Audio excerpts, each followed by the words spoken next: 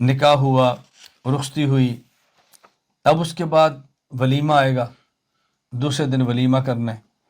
ولیمے کے لیے ایک بات یہ نشین فرما لیں، نکاح ہو گیا، خامد اور بیوی علیحدگی میں ملاقات کر لی، اس کے بعد ولیمہ ہے۔ ہمارے ہاں جو آج کل رواج ہے کہ بس اوقات ایک بہن کا اور ایک بھائی کا نکاح ہے، یعنی آج بھائی نے جانا ہے لینے کے لیے اور کل دوسروں نے آنا ہے بہن کو لینے کے لیے، تو لوگ کیا کریں گے کہ جس دن بھائی کا نکاح ہے اس دن ولیمہ دونوں رکھ لیں گے، یعنی اگلے کے نکاح سے پہلے ولیمہ۔ اور میرے علم میں ایسے بہت سارے نکاح موجود ہیں، نکاح سے پہلے ولیمہ نہیں ہوتا، رخصتی سے پہلے ولیمہ نہیں ہوتا، ولیمہ ہوتا ہے رخصتی کے بعد۔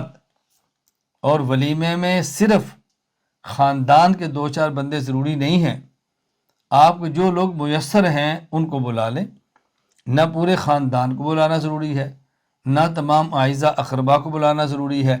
ولیمہ کتنا ہونا چاہیے؟ آپ اندازہ فرمائیں کہ حضور اکرم صلی اللہ علیہ وسلم نے اپنے 11 نکاحوں میں جو سب سے بڑا ولیمہ کیا ہے، حضرت انس رضی اللہ تعالیٰ عنہ فرماتے ہیں ما رأیت رسول اللہ صلی اللہ علیہ وسلم اولم علی امرأۃ ما اولم علی زینب فإنہ ذبح شاۃ، کہ حضور نے سب سے بڑا جو ولیمہ کیا ہے وہ اپنی بیوی حضرت زینب کا کیا ہے، اور وہ اتنا بڑا ولیمہ تھا کہ آپ نے ایک بکری ذبح کی تھی۔ صحیح مسلم حدیث نمبر 2568، ایک بکری، اتنا بڑا ولیمہ تھا۔ یہ کس کا ہے؟ سرور کونین صلی اللہ علیہ وسلم، سید الجن والانس کا، سید الانبیاء کا، محبوب ملائکہ، محبوب انس کا اور محبوب خدا کا ولیمہ ہے، اور ایک بکری ذبح ہو رہی۔ تو یہ بات اچھی طرح ذہن نشین فرما لیں کہ ولیمہ کس طرح ہونا چاہیے۔ اور بدترین ولیمہ جس کو رسول اکرم صلی اللہ علیہ وسلم نے خود فرمایا، صحیح بخاری حدیث نمبر 5177 ہے، حضرت ابو ہریرہ رضی اللہ تعالیٰ عنہ فرماتے ہیں رسول اللہ صلی اللہ علیہ وسلم فرمایا شر الطعام طعام الولیمہ یدعا لها الاغنیاء ویترک الفقراء، بدترین ولیمے کا وہ کھانا ہے کہ جس میں مالداروں کو بلایا جائے اور اس موقع پر غریبوں کو چھوڑ دیا جائے۔